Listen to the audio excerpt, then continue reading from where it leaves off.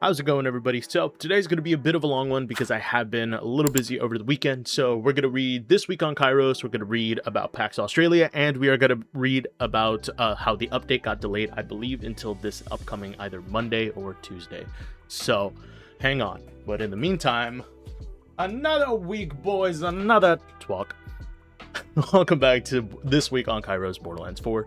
This week on Kairos, your weekly roundup Borderlands 4 team. Hey Vault Hunters, welcome to This Week on Kairos, a weekly post where we share everything happening across the world of Borderlands 4, from developer updates to community highlights and beyond.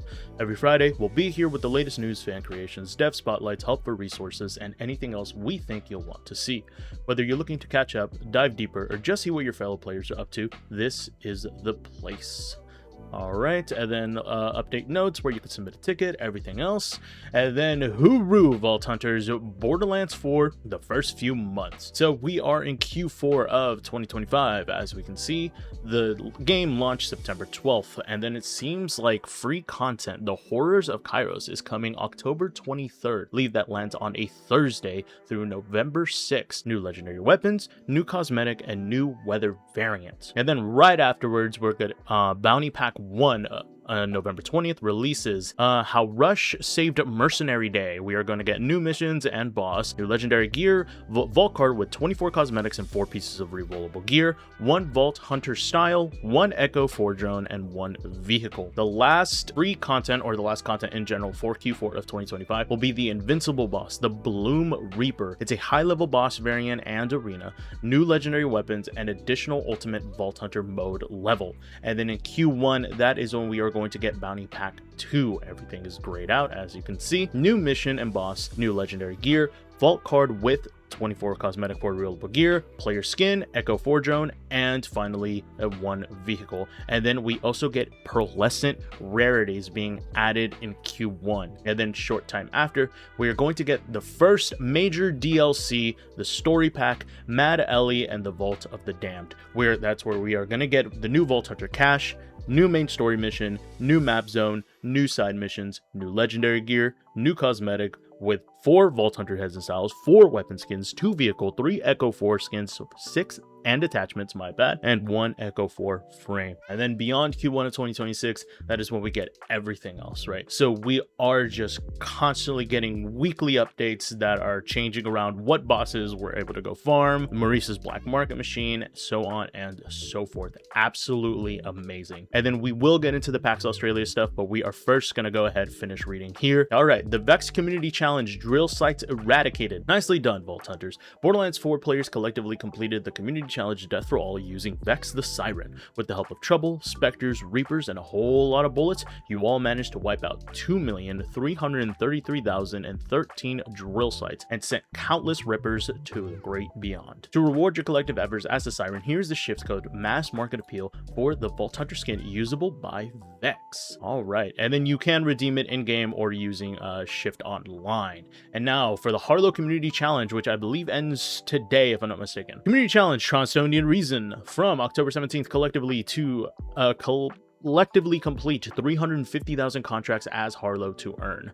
Malawannabe Vault Hunter skin usable by Harlow. Contract boards can be found in the safe houses, faction towns across Kairos, with a variety posted contacts that reward you with extra XP, cash, iridium, and oftentimes some pretty sweet loot. Community Spotlight. We love celebrating players and their big wins. Here are a couple of community members who unlocked IRL achievements. Abby Hour, you're crushing the content game, hundreds of hours of streaming in a month. GG's. Borderlands 4 been out for a month. It's been a lot of fun making content for you guys. 17 videos plus 11 shorts on YouTube, 527,000 views, 1.7k through subs, 636 comments, 100 hours streamed on Twitch. Absolutely amazing. Wonderful job, Abby. Wonderful job. We love Abby Hour around here. Sometimes we come across really cool Borderlands inspired pieces in the wild. This toolbox by Caitlin Pursley is no exception. Wow, that looks almost not real.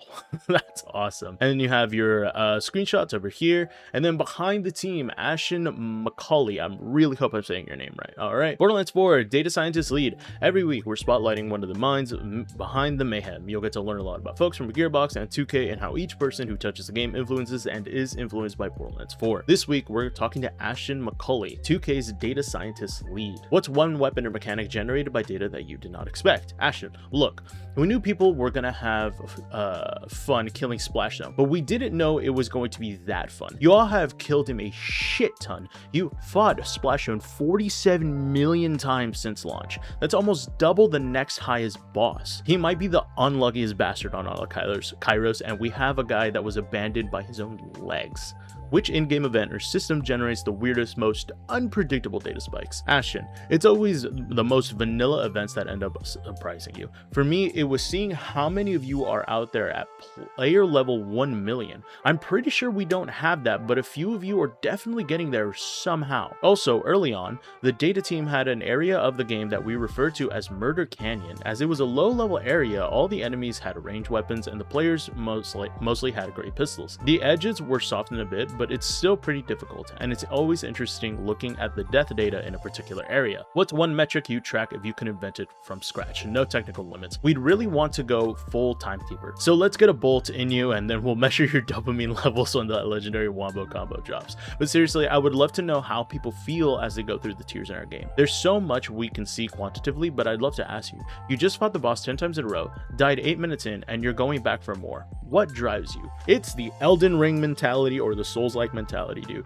We are fucked. Community Creative Corner. Our community members aren't just gamers. Many of you are also artists, whether it's cosplay, digital art, or something yet to be medium. We are your biggest fans. Check out this week's sample selections. Beautifully made. Oh my god. She's such a sick character. Her design is just hands down awesome. Like, god damn. More Rafa love. We love Rafa around here. And then Cash fan art. Absolutely wild. 777. Crazy work. That's it for this week. More updates, more chaos, and maybe a few surprises coming next Friday. Until then, keep your EchoNet tuned and your loot luck high. Happy hunting, the Borderlands team. And then also, a lot of people were pointing this out. The game is on a 20% discount. It is $55.99. If you haven't already, please do pick up the game.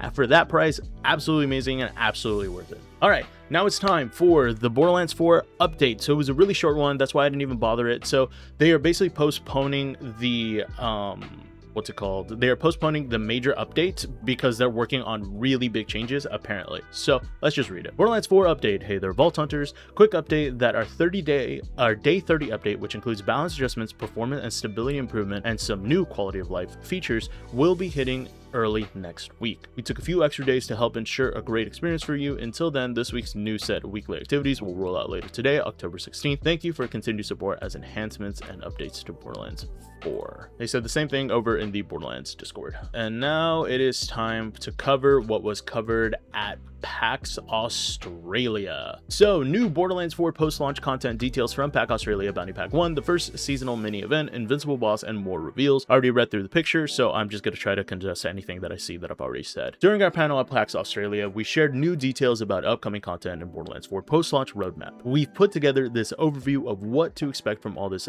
incoming paid and free content. Paid DLC Bounty Pack 1, How Rush Saved Mercenary Day on November 20th, free limited time seasonal mini event, Horrors of Kairos, October 23rd to November 26th, or November 6th, not 26th, free Invisible Boss, and additional Ultimate Vault Hunter mode level in December. Before we get into the nitty-gritty details, we want to say another heartfelt thank you to the millions of players who have been enjoying Borderlands 4 thus far. Our journey alongside all you badass Vault Hunters is just getting started, and we've got tons of awesome paid and free content coming your way, along with more performance improvements on all platforms. With that, let's take a look on what is on the horizon for the denizens of Kairos. We are going to check out the official teaser for the Borderlands 4 Bounty Pack 1.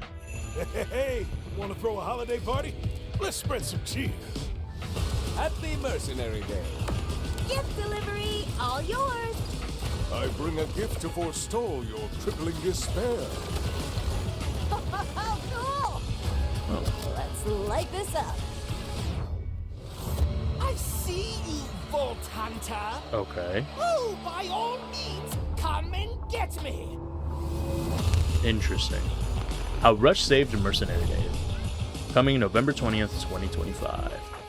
All right, nothing crazy, nothing, you know, they didn't show too much. Saw a couple of new weapons. It's really awesome to see that they're adding DLC like this quickly. Like, they want people to like hang on to this game, and honestly, I don't blame them one bit. All right, Bounty Pack 1, How Rush Saved Mercenary Day on November 20th, 2025. I'm gonna say Rush Mercenary Day.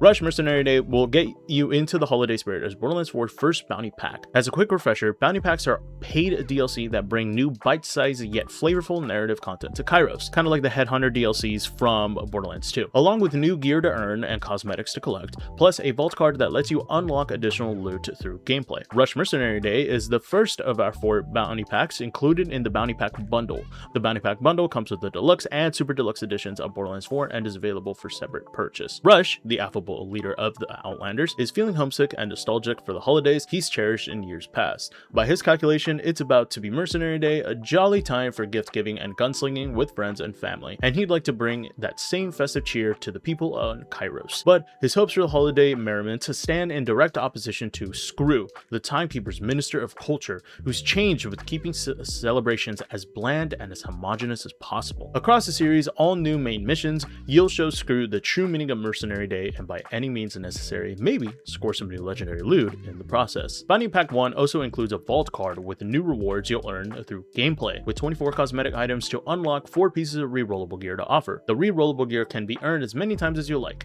so you can snag a roll with stats perfectly suit your builds. Here's a full breakdown of Bounty Pack 1 vault card loot. So we do have rerollable legendary gear. Looks like, I want to say that's a Torgue pistol that looks like Daedalus, Order, and that one's also, it has a Torgue part, but that front, is that Ripper? So Ripper, Torgue, Daedalus, and Order? Like, this one's a little weird. It could also be Malawan in some way. Now then we have the 5 different weapon skins. We have the 4 heads usable by all Vault Hunters. We have the 2 Echo attachments. That one's really cute. And then they have grayed out the skins for the Echo 4, Vault Hunters, and the vehicle. So we have everything here. Playing Borderlands 4 with a Vault card active gives you more loot and XP via daily and weekly challenges, and can be leveled at your own pace. No time limits or expiring rewards here. Once you own a bounty pack, its respective Vault card, you can activate the Vault card via the Vault card screen in your Echo menu. Vault card progression works like leveling up. It's all driven by how much XP you're gaining. By exploring Kairos, killing enemies, and completing quests,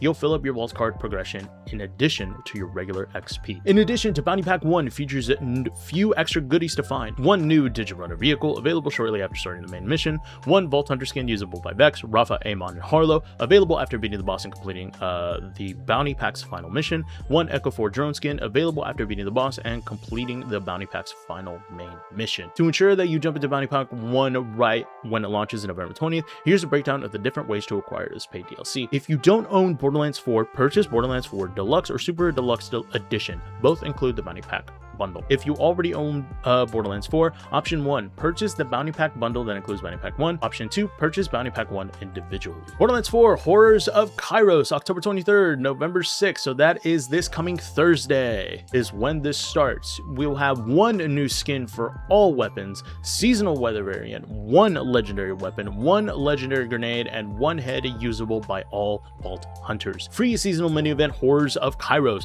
Just in time for the spooky season, Borderlands 4 first free limited time seasonal mini event Horrors of Kairos will scare all players senseless from October 23rd to November 6th. During the event, world boss encounters change weather to terror, including blood rain. With new legendary loot you have a chance to get in the world boss kill rewards. Murmur legendary Tediore assault rifle executes weakened enemies with guaranteed crit on targets under 35% health.